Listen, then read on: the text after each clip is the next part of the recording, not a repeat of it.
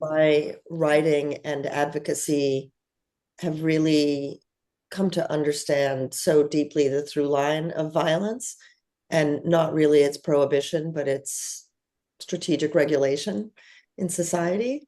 And I very much admire the work of the people that we're here with today. So I'm eager to hear and participate in this conversation.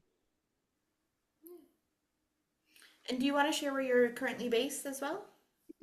I'm based in the US, in Washington, D.C., which is an interesting city to be in right now. I just actually published a book on male supremacy, so we'll see how that goes. But yes, that's where I am. Great. I'm just going in the order I see across my screen. Anja? I will. Great pleasure to be here with some long-standing allies in this space like Soraya and some new friends, I'm sure. I just wanted to call out, since I used to run the Internet Democracy Project in India, where I was based for more than 20 years. But the last few years I've been based in Mauritius and doing similar work as I did in India, but as an independent consultant. I just want to call out a few of the projects I'm working on right now, because what I'm going to share here is never my own only, right? It's very much based on, drawn on, rooted in those experiences.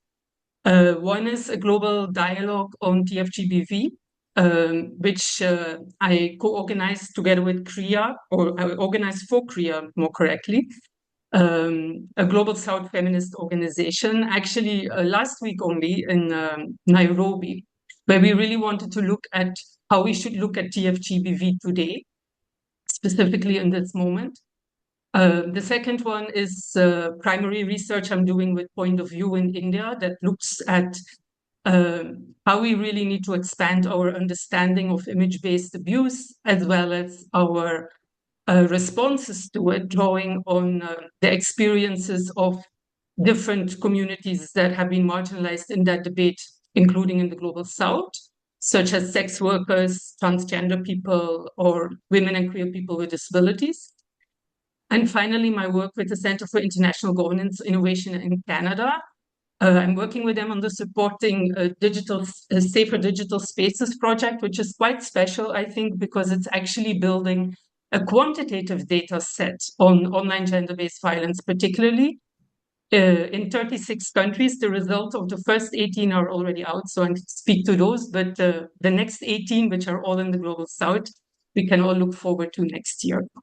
So yeah, I wanted to give credit to all of these amazing organizations. Thank you. Thanks. Bridget? Hi, so I'm based in Australia on Wurundjeri country, and where I'm from, we do acknowledgements of country. So I just want to also acknowledge sovereignty was never ceded in these areas, and our First Nations communities are overrepresented in relation to tech-facilitated gender-based violence, and also have the knowledge and expertise to be leading this work. But I don't think I have anything else to add except to say I feel like in these times, and as I think we'll talk about with sometimes the escalation of backlash, it can feel really overwhelming, but there is so much fantastic work being done. So I hope that this is just one of many more conversations. I'm certainly happy to share any resources, and if there's so much that exists behind paywalls sometimes, especially that is produced by universities, always happy to share things. And I'm just really looking forward to learning from other people here, but also folks in the comments. So yeah, really honoured to be here. Thank you. Yeah. And Namkeen? Oh. Hi, hello everyone. My name is Namkeen Peshawari and I'm transgender person, transgender woman from Pakistan. My pronouns is she, her, and I'm very excited and very happy to be part of this very energetic panel. Yeah, so I'm founder of Trans Support Group, which is basically informal transgender-lit group in a northern part of Pakistan, and we are especially working on the transgender rights issues and focusing especially on TFGBV, which is very a new and emerging topic. It prevails very long in our communities when internet is started and TikTok and different social media platform are started, but transgender women are especially you can say suffer from online blackmailing and different type of things. Yeah, so basically my trans support group, we are urging with government, advocacy with government, that how we can tackle this technology facilitated gender-based violence. And the very good and special thing from us is that we are using art and storytelling in our advocacy, that how technology facilitated gender-based violence is you can say suffering to the health, mental health of transgender women. So this is an art piece in which we are showing that how TFGBV bad comments on social media, how it integrate to, or you can say suffer the mental health of a transgender person. So we are trying to portray this in our drawing as well. And in some regions, we are also doing theater on this topic, that how a bad comment, how online harassment suffer a transgender person, and how we are suffering mentally and psychologically when someone abuses us, or doing, you can say, bad comments on gender identity, or you can say taunting us on our profile picture or some picture. So so yeah, we are basically doing advocacy, that how can we with the support of government you can say combat these TFGBV. Yeah. Very looking forward to you. Yeah.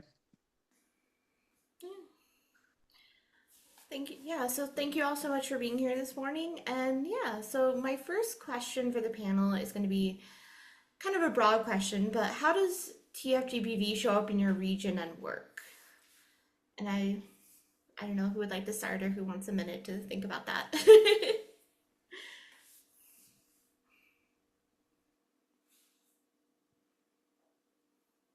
Okay, I hate silence. I'll jump in. Perfect. I can't take it anymore. So uh, I think there isn't a day when it isn't showing up in my work. As a writer, certainly, but as a writer who, because of my writing, became an activist because of the gender-based violence online. So I would say starting in around 2010, I had been a writer in the 90s and I stopped that. I went into corporate life, did that for 15 years, and then really felt a very panicked instinct for backlash around 2007, 2008. So I went back to writing full time, and writing as a feminist. And the notable difference then, of course, was social media and the internet. And so I could write about why it was important to degender emotions in the socialization of children, and would get rape threats online. And that was new. It used to be maybe you get a letter in the mail if someone took the very, they really wanted to find your address. But this is just an order of magnitude different in 2009, 2010. And I had seen examples of that, particularly in Silicon Valley, where women were talking about it, and particularly among Black women, communities of Black women who were experiencing this level of harassment, not even as writers, just for being online, right? And so I talked to many other writers who were experiencing the same thing, and a handful of us were talking about it. We were actually writing about what it was like. And out of that came several coalitions over many years, which is how some of us met here. But what was really striking to me was the ubiquity of it, the deeply intersectional nature of it, the social tolerance for it, and the way that it pervaded girls and women's lives across ages. So you could see the dynamics playing out in schools pretty early. You could see it in marginalized communities just fighting for space to tell their stories. You could see it specifically in my work among journalists and politicians. So women journalists and women politicians around the world were experiencing this, and we came together to say, wait, what is happening here? What does this represent? And then to confront social media companies. And so between 2011 and 2018, in my case, I was very actively involved in campaigns to fight for freedom of speech, to fight for content moderation that recognize violence in these ways. And my conclusions after that time are for later in this conversation, I would say. But I would say still, there's really no day in which the relevance of this is not quite evident to me.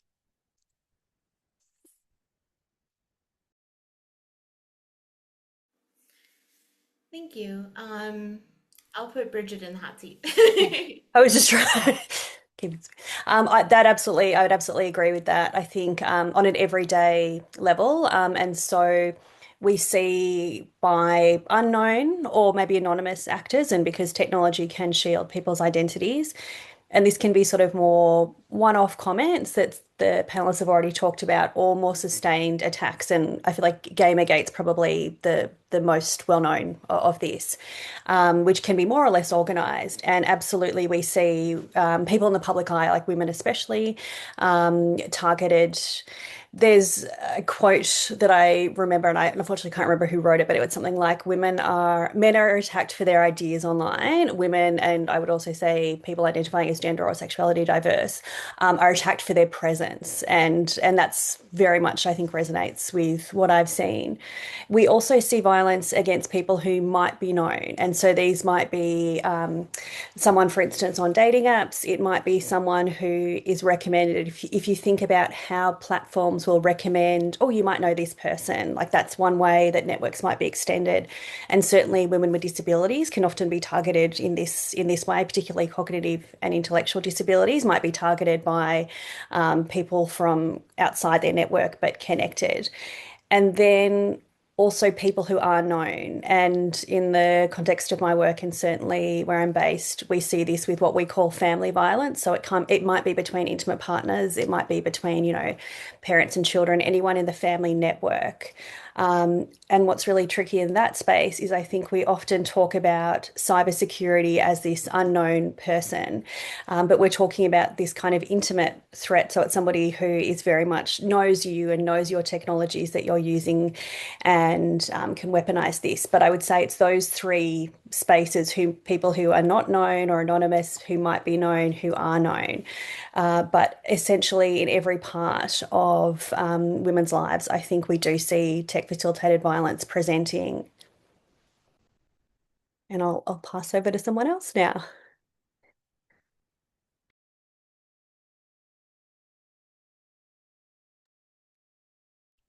I can go next if that's okay with Namkeen. I started working on online gender-based violence in India in 2012, when it was still a relatively small community at that time, anywhere in the world. And I guess, it is still, as with everybody, really pervasive now, et cetera, et cetera. I'm sure like all of you talk about that for a really long time. What has been really important in my work, though, and sadly remains, is the way in which the realities from the global south at the global level in this whole conversation often receive too little attention. And that continues to be the case as the shape that TFGBV is taking shifts. I think, for example, when it comes to image-based abuse, we've been arguing for a really long time that there are images that are really innocent in many countries, like a boy and a girl standing quite close to each other, smiling, happy in a social context, that are completely innocent to share in most of the West. but are not at all in South Asia, in many communities in South Asia, and also I think in Southwest Asia and North Africa. And yet that's something that there is still so little recognition for in terms of policy, in terms of our responses, et cetera, et cetera. That continues to be the case today. I saw Sheila, who's part of our conversation here, is looking at the rise in femicide in Kenya and its relation to TFGBV. In the meeting I was in with Korea last week, a sex worker from Kenya raised how of all the femicides that are happening right now, almost a quarter apparently are of sex workers. And they usually happen through contacts that they have met on apps, so online, and then take that offline. But because it's sex work, there is just very little recognition of the vulnerabilities around that, et cetera, et cetera. I think what's also becoming a really important issue for some feminists in the global south is, I think, a wider expanding of the definition of TFGBV that is really necessary in the current context, and especially then as it relates to militarization. If you look at the way technology is used in conflicts in Palestine, in Sudan, in Ethiopia, and even by authoritarian regimes around the world, the use of drones, for example. Again, in that meeting last week, an activist from Palestine mentioned that one of the drone systems that Israel uses in that conflict is called Where's Daddy? And as it locates the man in question entering his house, he's targeted and killed. So making sure that there is all that collateral damage of wives and children, or at least that's very clearly the attempt. So the gendering of the violence is actually literally written into the names of the technology, right? And I think when we think of technology-facilitated gender-based violence, it's really important that we start to disaggregate that conversation so that we're really clear what we're talking about and also what we are not talking about. And make sure that all of these parts are addressed somewhere. So I'm not saying every conversation has to cover everything, but certainly in the current climate, I think, I hope all of us would agree that addressing those questions of militarization and TFGBV, for example, are important as well. Thank you.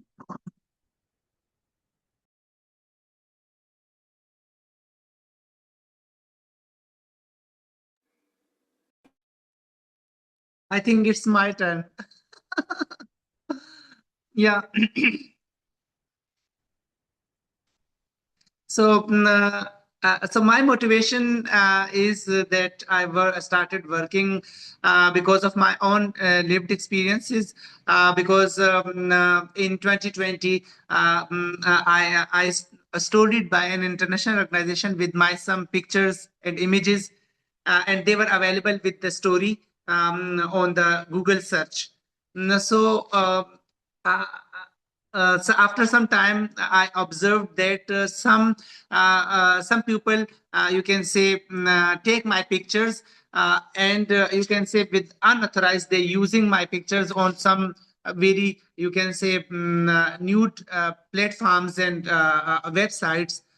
And it creates a lot of problems for me because they were demanding money from people and community on that pictures, and they were pasting my pictures on some very bad materials like it create a lot of problems for me with my community, my family as well, because my family was saying that this is your pictures and people are you are doing this.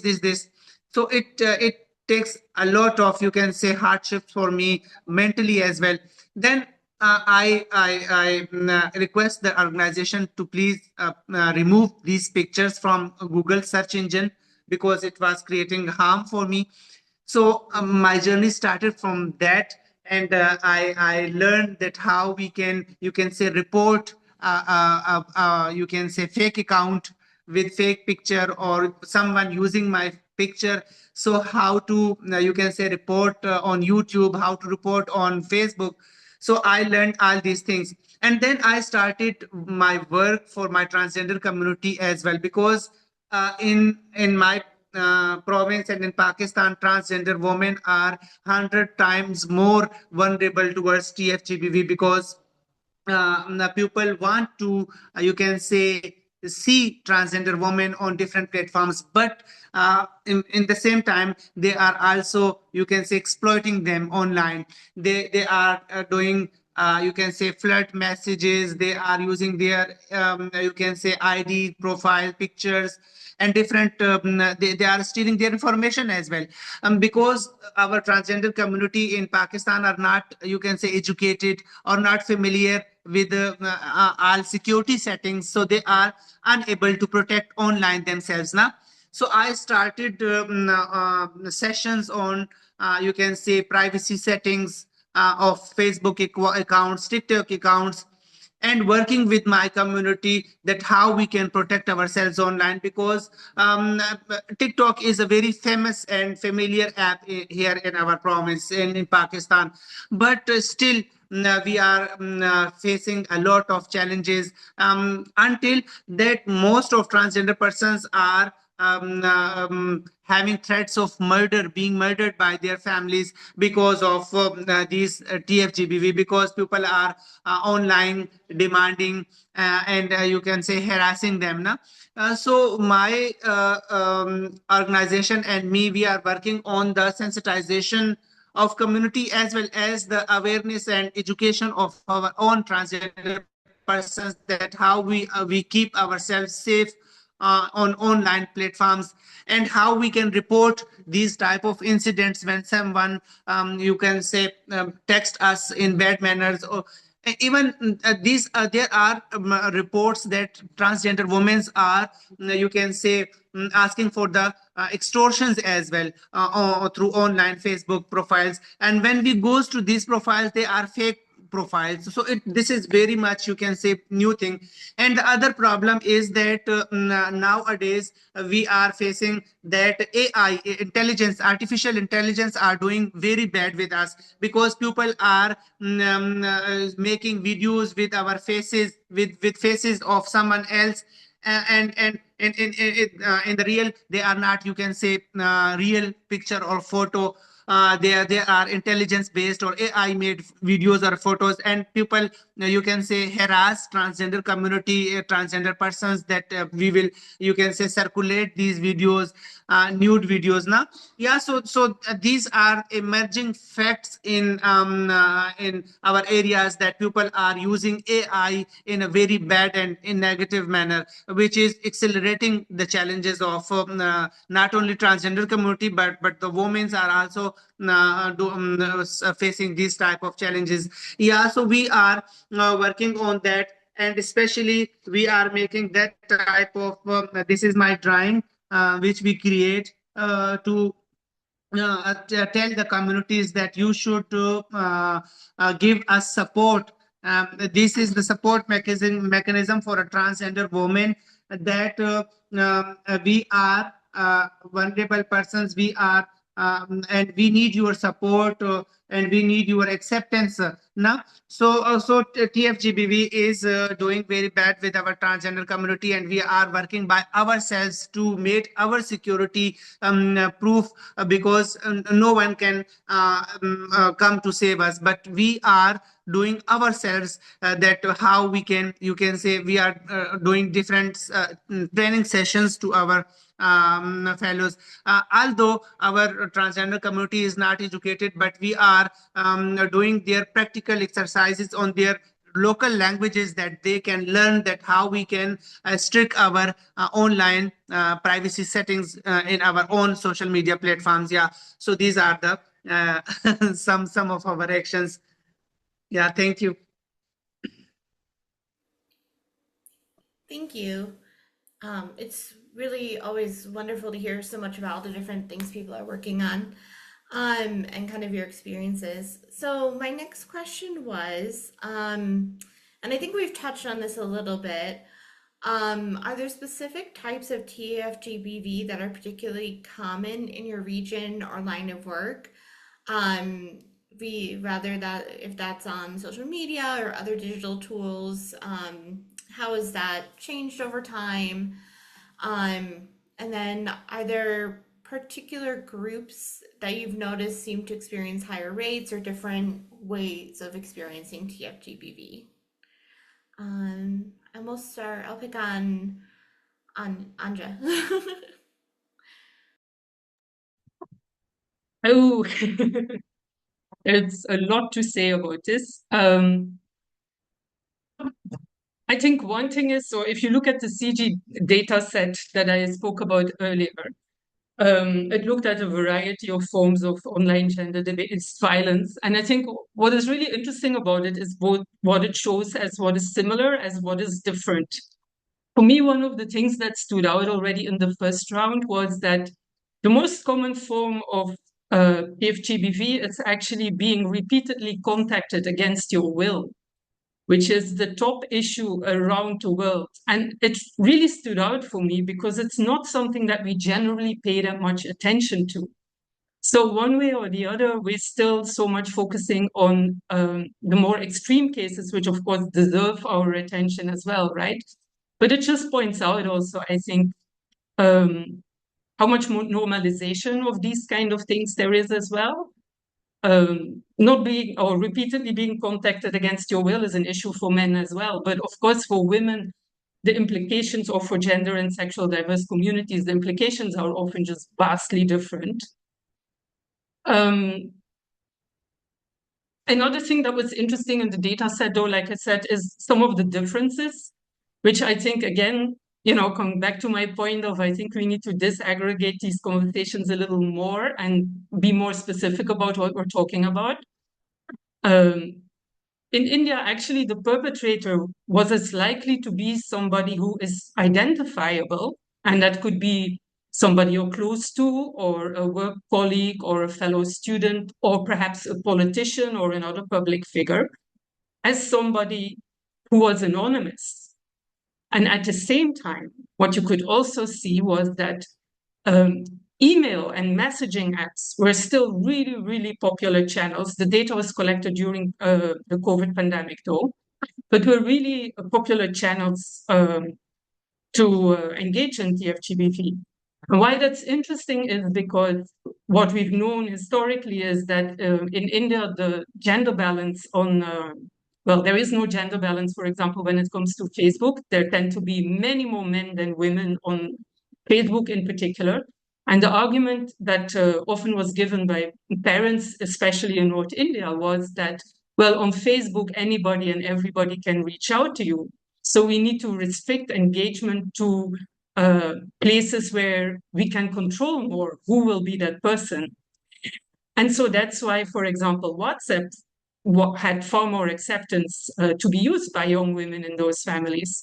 But what you see now is that actually the forms of violence have simply adapted to that, right? It's not as if that measure of trying to keep them away from one thing and moving them to something else has kept them safer.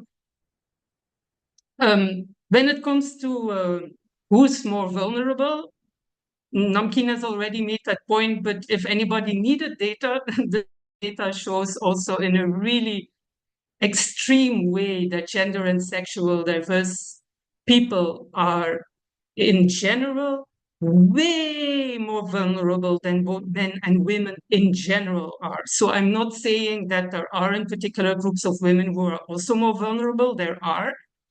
But I think in feminist circles, there is still often the idea that women, per definition, face more violence online than men do.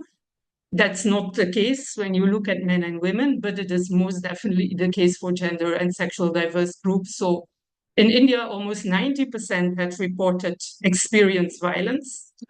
And what was perhaps even more worrying is that they reported far fewer impacts of that violence than men and women did, even though they experienced much more. And even though they said far less often that they were severely impacted, they took much more extreme actions. So the number of people belonging to gender and sexual diverse communities who had moved house, who had shifted jobs as a result of TFGBV was way higher than among men and women in general.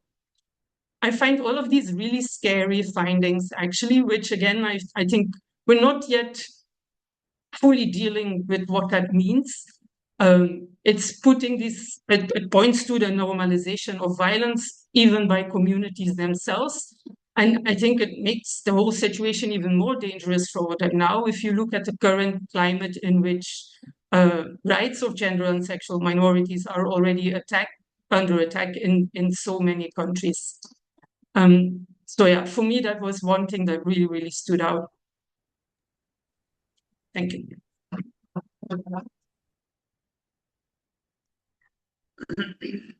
Yeah, so I want to share that um, we are our transgender community and local people are mostly using WhatsApp now. So there is a trend of having conversations during WhatsApp group.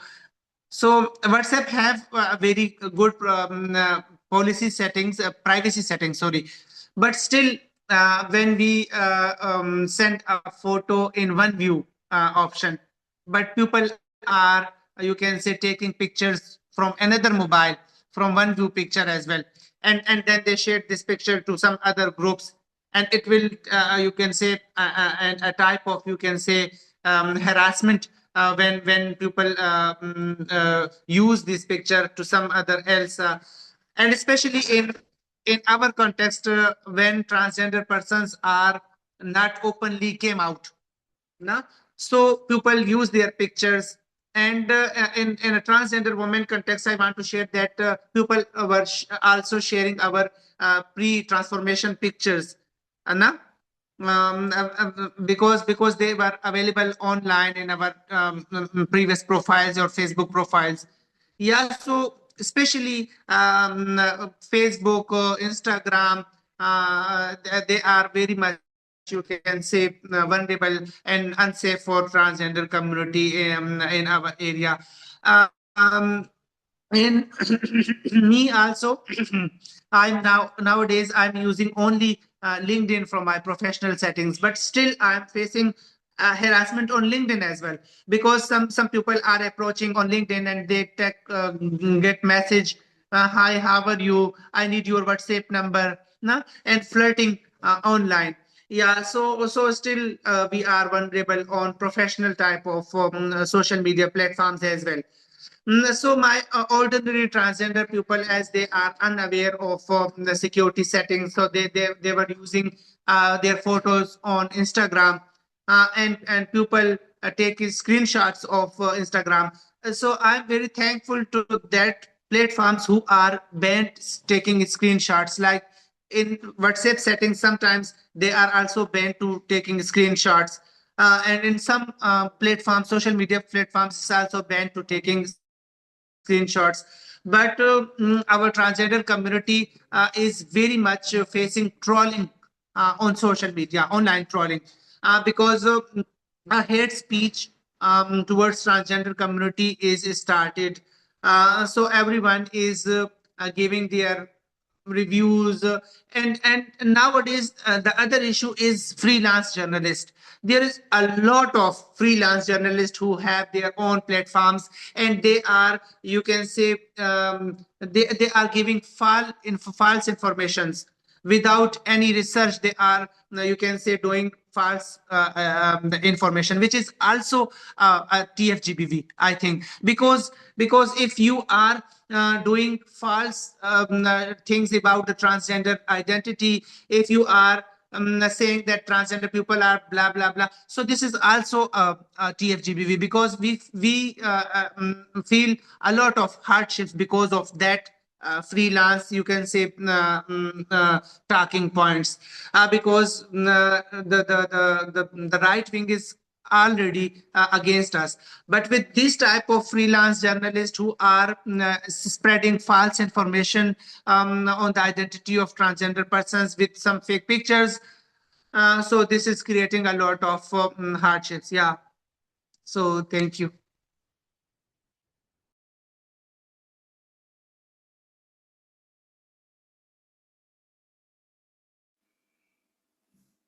Yeah.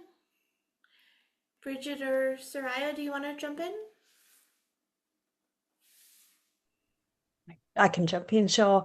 I think building on what others have said, and what I think everyone here has central in their work is the need for this intersectional lens, because it is women, gender and sexuality diverse people, migrant refugees, people with disabilities, who I think are often overlooked, and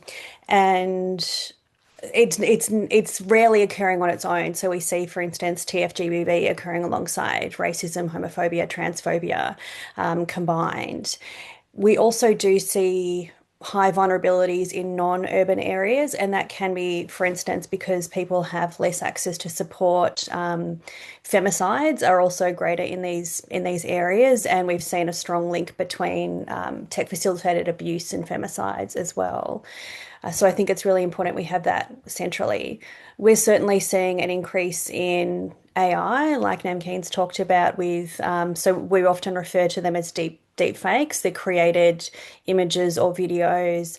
But we're also seeing, for instance, some worrying uses of AI by people engaging in violence. And so I've seen this happen, for instance, with perpetrators engaging in family violence or child sexual abuse using things like ChatGPT to essentially justify their narrative about what they're doing. And I think, unfortunately, we will see AI used and weaponized more and more. The good news is, I think we're also seeing it harnessed by advocates, practitioners, and survivors. But we have this constant battle, I think, with both occurring. I think the manosphere too is definitely coming into play in lots of different ways. So thinking about these kind of almost spaceless networks of misogyny.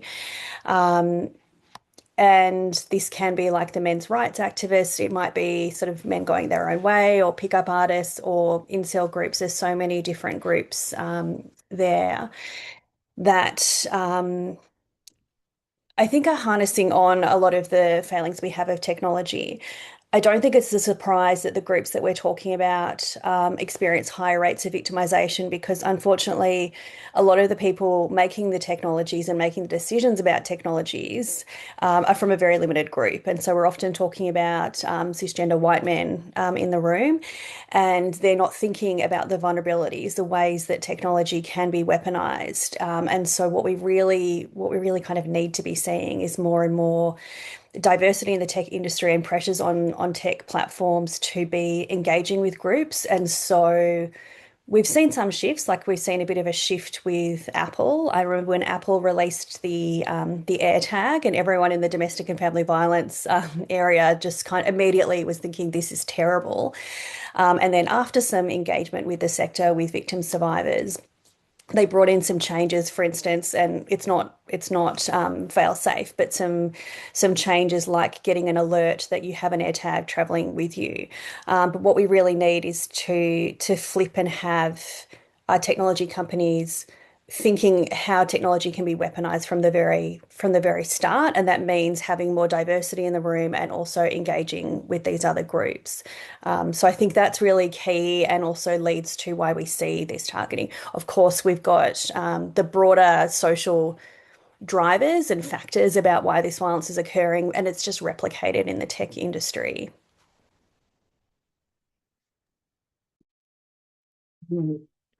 So I am going to do what Anya said not to do, and I'm going to reaggregate what we just talked about. I think that when I started this work, my approach was to look at the spectrum of gender-based violence from in all the different ways that we understand it works, as how it acts on individuals and the dynamic between individuals and perpetrators. And no matter what the new technology is, perpetrators will find a creative and harmful way of using it. And so the conclusion for me was always, okay, we need to focus on the dynamic that is driving the behavior and the adoption of the technology to be used in this way. And honestly, after, in the end, 10 solid years of working with tech companies to do what Bridget just said, internally at companies like Facebook, I frankly was so disheartened by the level of carelessness, the inability to address the structural harms embedded in the technology itself, in the data flows, in the moderation practices. And so I took a different approach, which was very much based on what Bridget just said around threat assessment and risk and threat assessment, because clearly there is a level of profound carelessness in everything we're talking about. And so instead of looking at the spectrum sort of horizontally, I have come to really think of it much more vertically, in that we have to be able to look at all of these deep interpersonal harms, mainly perpetrated again by people that victims know in plain sight, with the collusion of their families or their societies or their policing institutions or their judicial systems, and move from that to all of the structural levels that produce this overall system. In the end, the reason I ended up focusing recently on male supremacy is because of the underlying belief. Because male supremacy, I think a lot of people think that's gender binary and it's men oppressing women, and that is not what male supremacism is about. The definition of male supremacism is a belief in cisgender men's superiority, and through that superiority, their right to rule others, and to rule, but also order, marginalize, and regulate people who are not cisgendered men, usually straight. And because of the nature of our technology, we're looking, for example, in the United States, which is relevant to the world, at a very small cohort of mainly white, mainly straight, mainly overwhelmingly cis men who are determining norms across these platforms transnationally. And so you have the cultural hegemony of those norms being proliferated through the technology, a libertarian free speech kind of ethos that pervades the technology, that doesn't see all the risks that everyone here is describing, right? Even I remember some of the first cases, just because I was writing about it, there were women all over the world writing to ask for help because there was no channel or there was no channel. There was no way to report. There was no structure. There was no way to access anybody at these companies. And in some cases, it was simply because a photograph of them had been taken in public. And in Silicon Valley, that's irrelevant. That's good. That's good for business and for freedom, right? Of course, you're out in public. And so they don't understand how those norms differ, as we've all been saying. And so I think that what I focus on now, and when I hear everybody talk about these things, in the last 12, 15 years, you can see online globally through the network technologies, a move from sort of this aggrieved, really it's an aggrieved masculinity because of the proliferation of freedom for people who are not conforming to binary gender norms, not conforming to traditional gender norms, this aggrieved masculinity to organized movements online all over the world. Variations of the manosphere exist and are increasingly militant, increasingly violent. And now through backlash and governance and frankly, men's greater propensity to support authoritarians, we're ending up with institutionalization of this very, for lack of a better word, muscular, militant, masculinist and male supremacy in our societies. And the technology is just being used over and over and over again. And I hate to say this because it sounds so cynical, but sitting in the United States, one of the things that's really remarkable to me is how little people cared when it was really just happening to marginalized people or to even prominent women politicians, right? They just don't care. And how much there's no understanding, deep understanding of how different, qualitatively different image-based abuse is than text-based abuse. Most men, until recently, were the targets of text-based abuse. And if you were going to abuse trans women or gay children or women, you were going to do it through imagery, more likely than text. And the mechanisms for addressing hate and harassment are still largely text-based, which means they're disproportionately focused on the way men experience it. And yet we have all this image-based proliferation. And the cynical hope that I have right now is that because of deepfake technology, every parent in the country now has to have these conversations, because every parent in the country is now becoming highly aware of the risks to their very small children in their own homes, which is terrible and sad. And I'm like, we had the opportunity maybe to intervene in this and failed as a society, as a global society. And so I'm kind of rambling, but I can see the pieces that everybody is talking about and how they fall into this structure of power, so that the harassment that I'm really focused on, the harm that I'm focused on right now, is on explaining the structures of society that enable this proliferation in such a granular way in everyone's lives. Can I maybe respond, Christine? Go for it. Because Soraya said in the beginning, I think you said, I'm going to do what Anya said, we shouldn't. You said we need to disaggregate. And I'm like, no, I need to aggregate. That is when we are looking at the manifestations of violence. Not when we are looking at structures, because I agree. When we're looking at causes, I'm completely with you. In fact, I think also more and more in my own work as well, I'm moving towards deeper and deeper structural causes, and really looking at what it means in terms of what a technology looks like, that it is run mostly by a small group of men. They're not always white, because you have more and more platforms that come from the global south as well, but they are generally male dominant groups in those particular societies. And so, I mean, I think for that reason, I'm interested in also looking in much more depth, how is male supremacy facilitated by the technology? Yes. And look at things like that at every level, and start having much deeper critiques of how technology facilitates not just male supremacy, but a range of violence in general. Absolutely. Because it's not a coincidence that we have so much violence in society right now, right? And we're not going to fight TFGBV by like slicing out that little bit and saying, we're addressing this. I mean, we've been trying to do that, and very clearly that didn't help. And so at the deeper level, to give an example that I've been really interested in, is in research we've done as well on image-based abuse. Questions of consent still come up again and again. People keep saying, we actually want there to be more consent. Even why are my friends putting up pictures without asking me first? For transgender people, for example, who are transitioning, this is a really, really sensitive issue, but it is even for many others, right? We see that it's really hard for feminism. It's always been hard to kind of make sure that those norms are things that we adhere to as societies.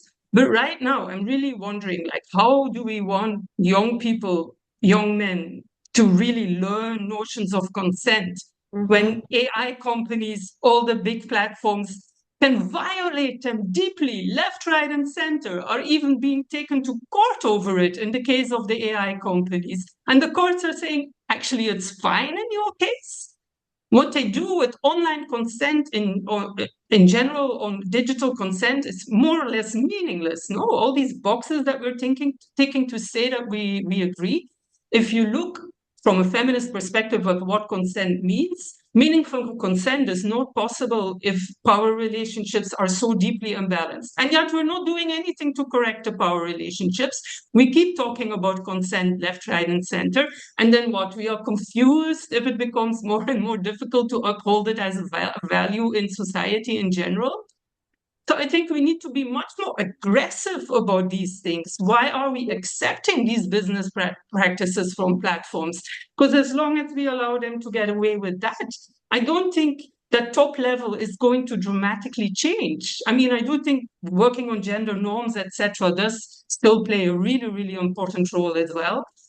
But there is something different about TFGBV as compared to GBV in general, and it is the way technology is becoming the infrastructure, the environment in which we are living our lives. And so we need to look at how that environment is built. And I think start building much broader coalitions with movements that work against violence and technology in general. Not to say we have to stop the important work of supporting survivors or finding solutions for people who have been targeted directly. But broader thinking about like how how to respond, how to prevent, I think we do need to move to those broader coalitions. So yes, Soraya, in that way, I completely. know we're on the same page. And honestly, you and I managed to just talk about that without talking about surveillance systems. But ultimately, so much of what we're talking about can be exemplified in surveillance capitalism, right? The lack of consent, the ubiquity of the technology, the use of our own images against us. And personally, for me, any approach to surveillance, of course, like everyone here, would be deeply, deeply feminist. But in fact, I don't know that you can have an approach to surveillance that isn't deeply feminist. So I'm like, whatever, let's just move, right? And so I I think it is very important. We have to do all the things, which is the problem. But yes, I agree. I also agree that we have to do all the things. Um, but I think we also have to have, like you're saying, we have to be thinking really critically about what is happening in all of these spaces. And that does include pornography, especially when we're looking at the how young people are when they're looking at pornography. Like I think it's 9 years old is the average age when people are first exposed. And we've seen a huge shift from video to digital pornography in the content of what is there. And that includes a massive decline in notions like consent, in just how that was sort of being framed, in the violence that is happening, in more things that are framed around like play or erotic asphyxiation. And we're seeing an increase in a lot of people, especially young women, talking about their partners impeding their breath in some way. That is a heavy thing too in the context of domestic family violence. And sometimes the first time people are talking about that happening, which we later refer to as non-fatal strangulation, is in the context of sex. And I don't think we're having that discussion as much about what people are seeing, but it is absolutely shaping norms. It is absolutely shaping sexual norms that we don't talk about. And sometimes things like privacy and the way that they're shifting, and I mean this links into surveillance too, but the way that sharing locations, for instance, has become quite normalized, but can be incredibly dangerous, but is just seen as something you do, or sharing accounts or sharing passwords. And so it also is thinking about the practices that are happening with all age groups, but including young people, because I think if we are looking at addressing these causes of violence and these norms that are emerging, we can't have them as divorced from like what is happening with the way that these are being formed in, and how we might be addressing this in schools and education as well. Because I don't know, I can't obviously speak to internationally, but certainly what we're seeing happening in Australia is the solution is to be banning people from social media. And that just means that we're going to be having all of these people who, firstly, are still using social media, but that we're not having any discussions about what thinking critically online means. Like when you come into, when you're watching pornography, when you're in spaces where people are putting forward particular ideologies, and we're just expecting them to develop these critical skills that, don't come naturally. And so I feel like there's so much happening, and without addressing, yes, the drivers of violence, but also thinking about how things are presenting in all these different ways. And then what it means, like what it means if we're normalizing violence in these different spaces, what it means if these sexual norms are changing, what it means if these privacy norms are changing. And that's incredibly challenging when we do have a normalization of surveillance more broadly. So it's not only in the home, but it's what is happening with governments, it's what's happening with platforms, it's what's happening in workplaces. And so that kind of the context collapse too about our lives and how they're presented personally, professionally, for instance, is all merging much more with technology. And I think that is one of the big differences in how technology is playing into our lives, but merging these different parts of our lives. But we don't stop to think about the big picture as well as the little picture in some ways. Just some thoughts. Can I add something quickly? That when you were talking about that, I was thinking a lot about the way we as feminists transnationally have really taken a sledgehammer to the public-private divide, right? One of the cultural shocks over and over and over again that countries are experiencing is actually hearing people like us talk about what is happening to us, to other people in privacy, that kind of violence. But in the United States, I'm on a board of an organization called Equimundo, which is a global masculinities organization. And we do these surveys every year of American men and now men in the UK and rolling out across other countries. And over the past 5 years, there's been a real increase in Gen Z men saying that they have the right to know where their girlfriend is at all times. And now I think it was maybe 47%, and now it's 53 or 50. So a majority, roughly, at least half. But to get those young men to understand that that is surveillance, and that these young men would say, of course, my government shouldn't surveil me. And yet at the same time, they wouldn't understand the patriarchal surveillance norms built into their own notions of identity and relationships. And I just don't, I mean, you have to start at birth, right? This is the challenge. You have to start at home. You have to start at dinner tables, which is a completely different conversation at that stage than talking about the technology that we have to grapple with. All of which to say is a very big problem. I think we've solved it. We just have to do all the things all the time. That's the solution. um, I wanted to give our audience members a chance to ask questions. If anyone wants to put it in the chat, or they can raise their hand and we can unmute them.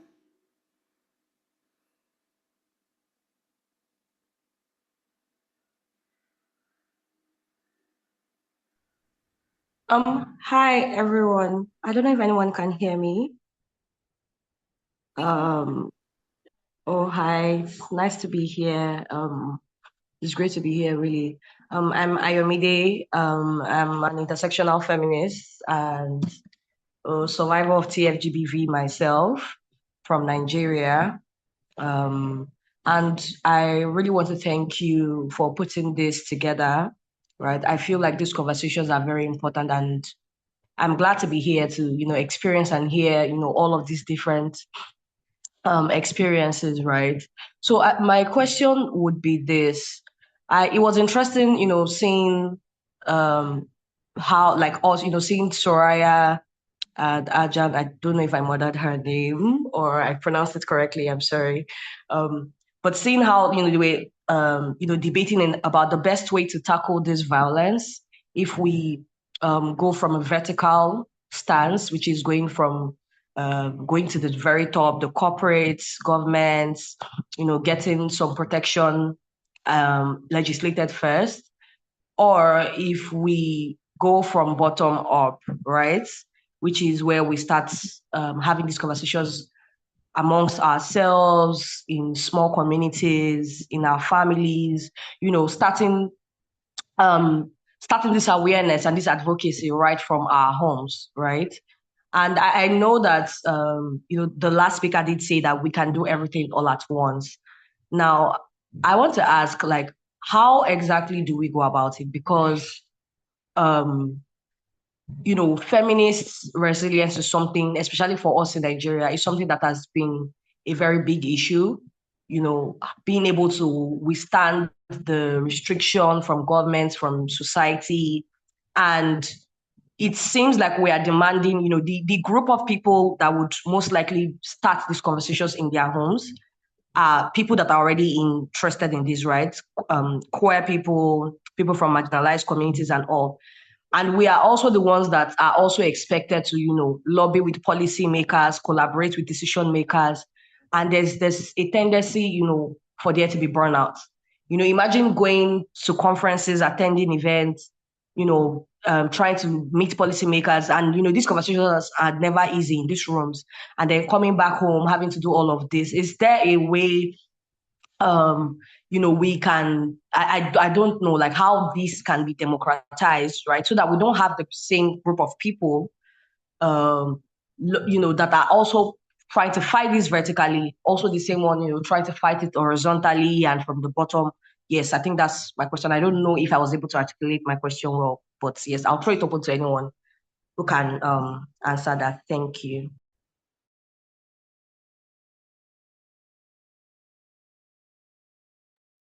I can just start by saying one thing. Do No, do go, you want to jump please. No, I was like, the silence is just crushing me. in? I was just going to say, like, we often talk about with victim survivors, like safety work, the work that the work and the labor to prevent violence, and I think, and that's it's often, as you say, taken on also by advocates and practitioners, which is incredibly frustrating. And I think the dream is to have other people doing the work and to really put the emphasis not on what are you doing to keep yourself safe, but why are you engaging with violence and putting it back on perpetrators. I definitely feel very passionately about, I guess, what education can do and on the ground level. In terms of, but like I would like to see less of, I guess, less of the grassroots and ground up having to be done. But one thing that I found somewhat effective is, especially with police, is firstly, I think framing things in terms of risk and fatal violence can get them to listen. But then I worry when we're talking about other forms of violence that they don't take it as seriously. And I think that's a big challenge with TFGBV. It's sometimes seen as it's not physical violence, it's not serious, and as has been talked about, there's a lot of impacts there. But actually, a lot of the death reviews do talk about the coercive control or stalking or obsessive behaviors and how they play a really significant role. And there are a lot of the behaviors that are often overlooked. And so it's getting people to recognize all of these behaviors are harmful, but then also these are all the harms on people's lives. And one of the challenges we have with, I think, with politicians and with justice systems is it's so incident focused. They're looking at what has just happened here and talking about, well, you can't isolate it. Like if it's in the context of domestic and family violence, the tech violence is occurring alongside all of these other forms of harm.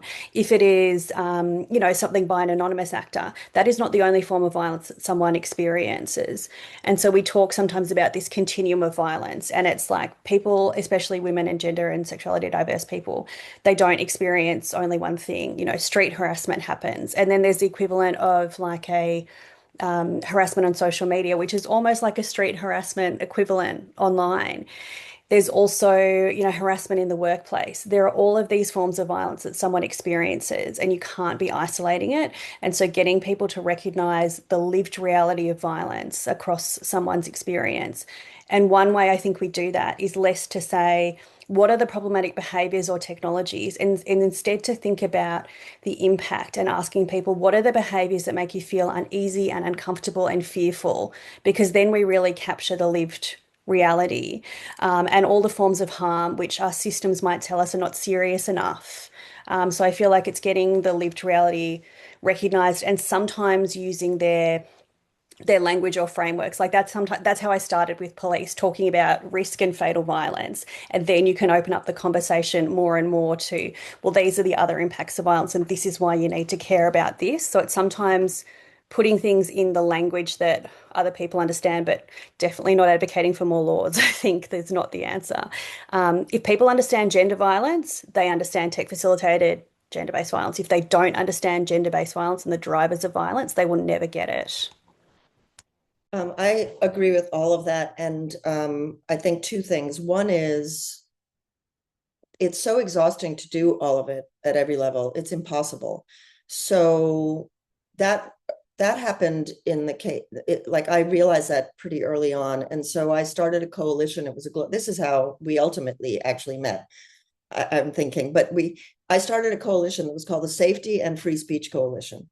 And it was women working at grassroots levels around the world on these issues.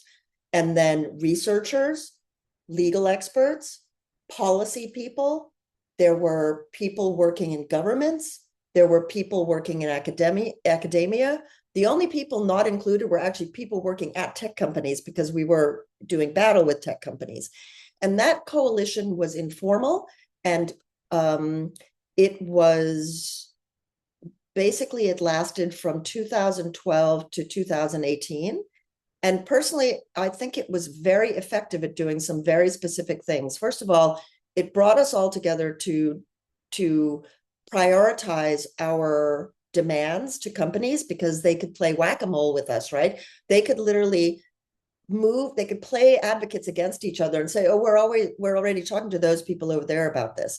And this way we had a unified strategy. We could also play we could have the people who were going to be inside players and people who were going to be outside challengers. So we could strategize that way. We also had the ability to aggregate our case studies, to share our knowledge, to pool our resources. That was, I think, really useful. And it also meant that we could focus on the areas in which we had real expertise, and we could do it in a more unified way. And I think that was important. The reason that I called it the Safety and Free Speech Coalition was because my entry point, as Bridget just said, as so many of us know, was the immediate harm that people were experiencing. And what I realized almost immediately was that the standards in these companies, which are really patriarchal standards, is there imminent harm? And that is not the way we experience gender-based violence, online or off. We experience it as pervasive threat that we have to navigate in every single sector of our lives. And they don't understand that. And I've stood in rooms at Facebook talking to people knowing that they don't understand that, and frankly still don't understand that, because the notion of imminent harm itself is baked into the reporting structure, and it's baked into the content moderation, and it's baked into the ultimate sort of decision-making processes of when content is allowable or not. And so I shifted the focus, which is what I think Bridget was talking about, to free speech, because this, of course, is the most important thing to tech companies. They don't want to be seen as suppressing speech. And yet the net effect of all of this violence is to reduce our civic and political participation and our right to the public sphere. And so those two things, what they kept saying to us over and over was, we have to balance safety and free speech. And I said, well, that's just really, among other things, purely sexist, because men can see it that way. But most of us who do not identify with being straight, cisgendered, and white in America can't see it that way. Our safety and free speech, they need to coexist in a way that you can take for granted. And so I would just say, if you can form alliances so that you can have greater power and resources. And I did that globally because so many of us were doing the same work over and over again, country after country after country. And it was really heartening to learn from each other. And when we needed to come together to enact mass actions, which we did several times over the course of those 8 to 10 years. So I don't know if that's helpful, but I do know that it worked for us at that time. No, Thank you. Thank you for sharing. Yeah, that was helpful. That was both of you. Yeah, thank you so much. yeah. I think Aisha had raised her hand next. Yeah, thank you so much. Thank you everyone for your insights. It was really helpful. And the one fact that is like we all are from different geographies, but the violence against women, technology facilitated violence, and has been a common theme across all over the world. Even we are from different geographies and localities, but this is something is common, and what we are facing in India, it's same in US and other part of the world. So it is something which is like really like need of an hour to have a conversation, and right now we do have a privilege to talk about it. That's really a big thing. uh, as you talk about that we have technology based violence, and Bridget said that the people who don't really understand gender based violence, they cannot really understand tech facilitated violence. I just today wrote about an article that social media have been like predominantly is like a new era, we could say. We have AI, we have technologies, and we have a lot of young people out there. So today I wrote an article about that, how they are using a form of violence which is bell treatment. I don't know if any one of you came across bell treatment. So they are just using belt as a symbol of fun, as a dark humor, to make people realize for any argument, conversation, and everything. And if a women deny, they just say, "Oh, she need a belt treatment." It is a kind of a dark form of humor for them, but it is also a trigger for a lot of women who suffer from violence. And it's just like a definitely I would share it. Uh, so this is something which I feel a lot of media policies say that they have community guidelines, but as Saraya just mentioned that free speech and we also have a safety protocol. So if we have a guidelines which clearly say that violence against any person is not really appreciated on Meta, and they have community guidelines, they have a lot of things, but still a lot of abuse out there, and these algorithm based sort of stuff which is going on Instagram, on Twitter, on everything, these are the one sort of a audio memes and jokes which really get let's just say hype, because it works on the virality, and these kind of a content which is against women, violence against women, are the one which get like attention, audience span and everything. And then we have a youth who have the responsibility to be more aware of it, but without understanding the consequences, that what they are doing is just like a trigger to another women out there. They are just making reels out of it. Belt treatment is just one example. There are a lot of out there things that are out there. My question is that, what, as you have experience and you have like kind of work in this field, what is like a biggest disconnect between gender based violence and those laws which are created by the government? Because I feel like everybody talks about we have laws, we have everything, we have reporting, we have police, but when something goes up, let's just say somebody AI have been like creating a lot of fake videos, deepfake is there, but when we actually report, they don't have any sort of a precautionary measure to help us. So if a woman is suffering and she's saying that okay, somebody is blackmailing me, or somebody is using, or somebody have like morphed my photograph, and if you go to police or cyber crime or cyber people who are have that authority, at the same time they have a power, but they don't, at that moment they don't have any sort of a guidelines for us. They just say we are working. But as I guess Brigade only initially mentioned that when on social media, the people who troll or whatever they do, they have this anonymity, so nobody actually knows who they are. So the people who are suffering out there, people know it, they are the ones suffering, but the people who are actually doing, nobody can actually have any accessibility to them. So what are like could be the biggest disconnect between those laws policy which is given by the government, let's just say, and actually the things which are working on the field?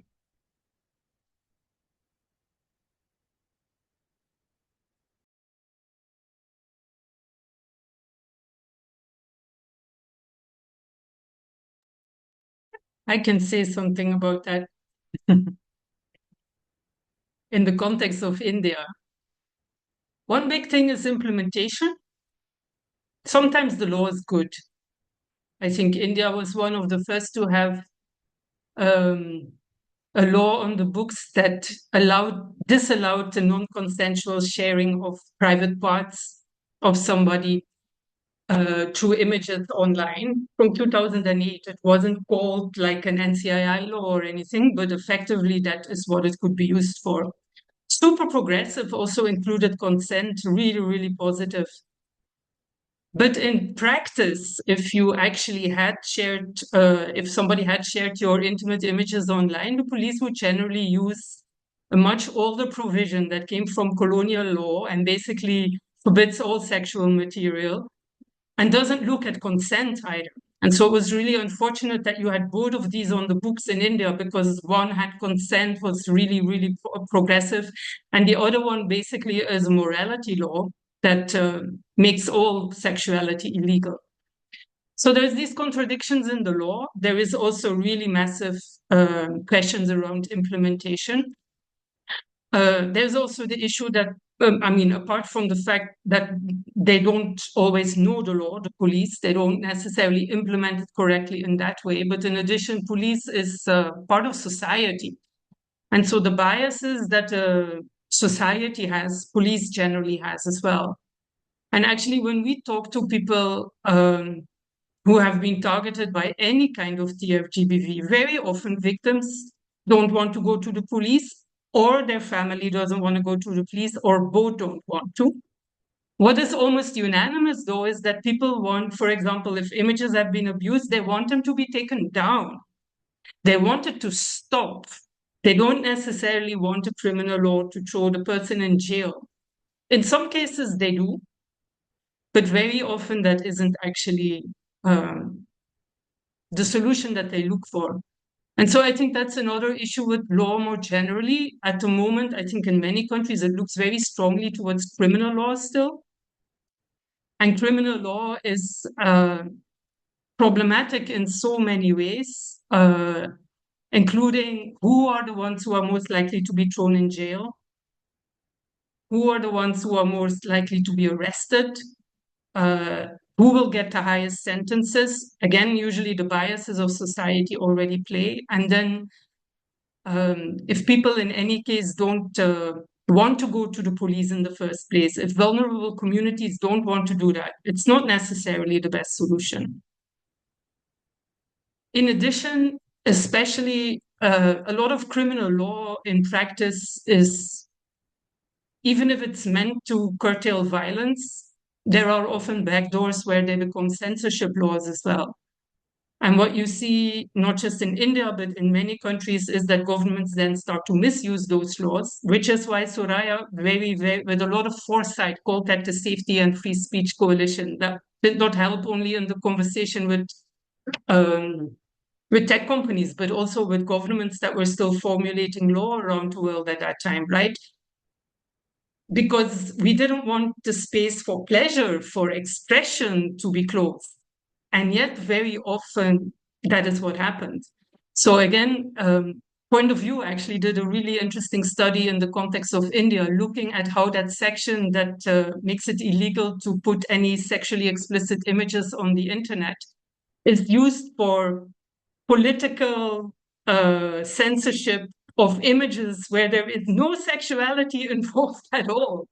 I remember one was the then chief minister of Maharashtra standing on a yacht somewhere, and somebody had made some not so nice comment about it, but that was taken down under that section. And so that's another thing you see widely. So the challenges around the law are many. Not to say we should stop using it, but perhaps we should stop looking at it as our first port of attention. I'm going to be even harsher than that. I don't look at the law at all anymore because it is all but useless to us in this context, especially if you think about American free speech ideology and the way that it has many good parts, but some terrible parts, right? And so things that you might think logically make sense to ban or to bar or to mitigate are still protected under that kind of norm of allowing people to say and do what they want to say and do, which is super important. But the cultural side, I think, is always very rich for exploration and also challenge. So I'm still in my own quiet way at war with Facebook for their nudity policies around women, because they basically identify all female nudity, all female coded nudity even, as pornographic. So women who are not in Western cultures, women who use their bodies for political speech or artistic expression or protest, you won't see them because they are automatically categorized as obscenity, right? And so that's a decision that that corporation is making for a variety of reasons, but it's definitely a patriarchal decision that enables the silencing of women, in a way that maybe people don't think about. So I just think of the law, honestly, again, to go back to this idea of regulating violence. Most women in the United States who are imprisoned have experienced gender-based violence and sexual violence. Basically, the law is a way of punishing their trauma, but more than punishing perpetrators. And we see that the trauma people are experiencing online is also highly profitable to these corporations. It just is. And so until we can tease those structural issues out, like the profit incentives, we're just going to keep doing this on the ground, like just trying to help, which is important, but it's insufficient.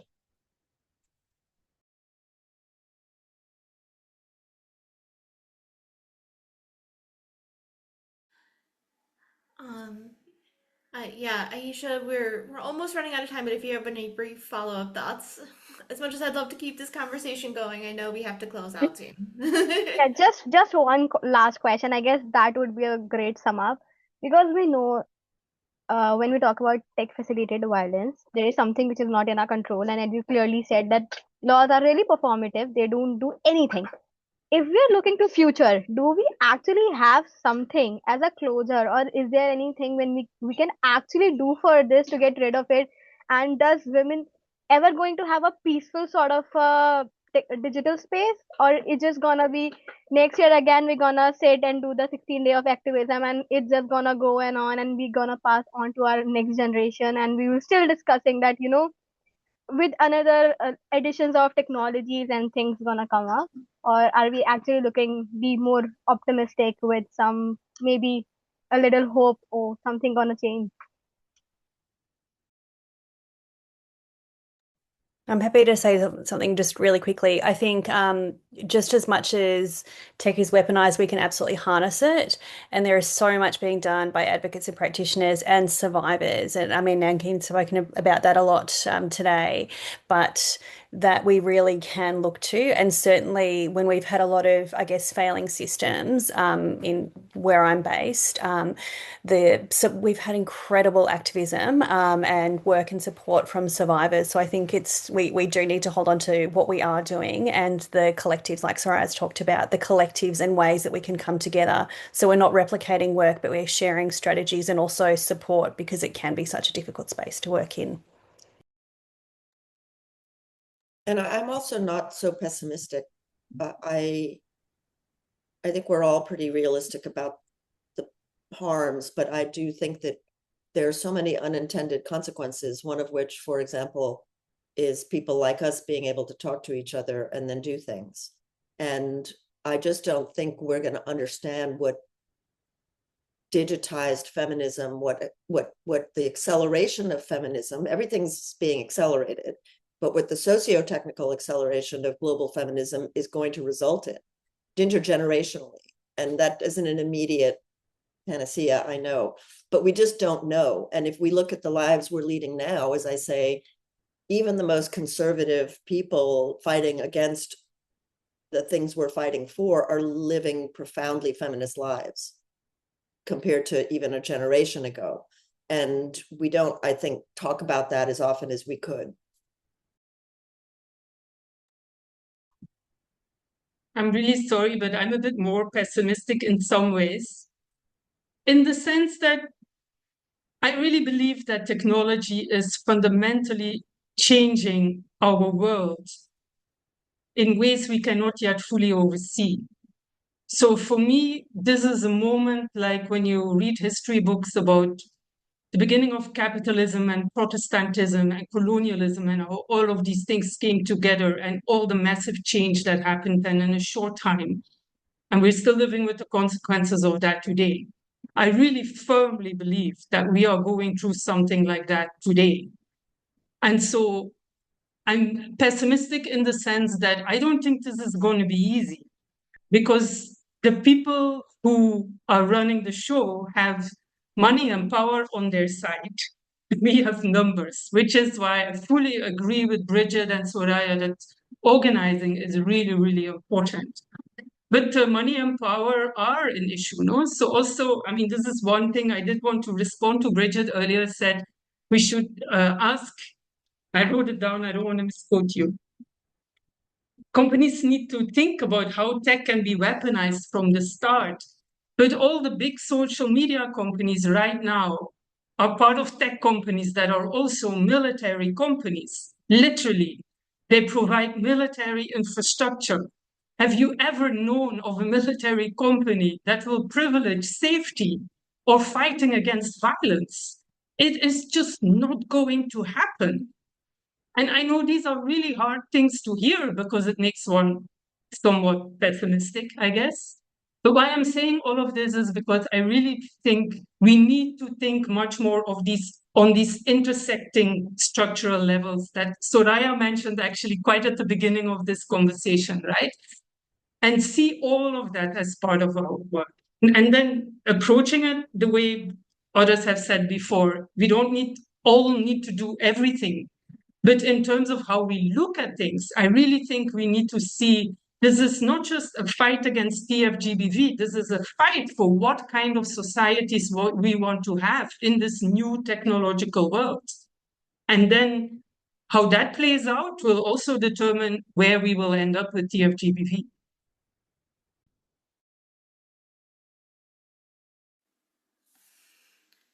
Very true. I'm afraid we've run out of time, even though I think we could go for another 3 hours. I know personally, I feel like I've learned a lot from this discussion, and I feel like very inspired in this work. And seeing the chat, I'm gonna take the liberty of speaking for the audience and say, like, I think everybody attending has gotten a lot out of this, and I really appreciate everybody attending. I want to thank our panelists for coming today and taking the time to speak and share their thoughts and experience. And yeah, I think in the chat they mentioned it, but yes, please reach out and join the TFGB working group. Hopefully this is just the first of many discussions like we'll have like this that we'll have. And if you mentioned a resource that you'd like me to share, please, I'm going to put my email in the chat real quick, just in case somebody doesn't have it. Please send it to me and I'll make sure it gets sent out in a summary. And yeah, I just would like to thank everybody before we close out for the day.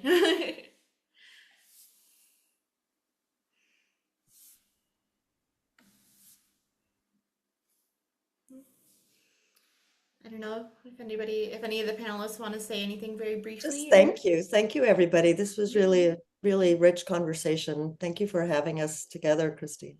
Yeah, thank you again. Thank you very much from my side as well, as I learned a lot from different perspectives. And very much thank you to COFAM as well to organizing this such a wonderful panel discussion for us. Thank you very much. Thank you. Bye-bye. Bye-bye.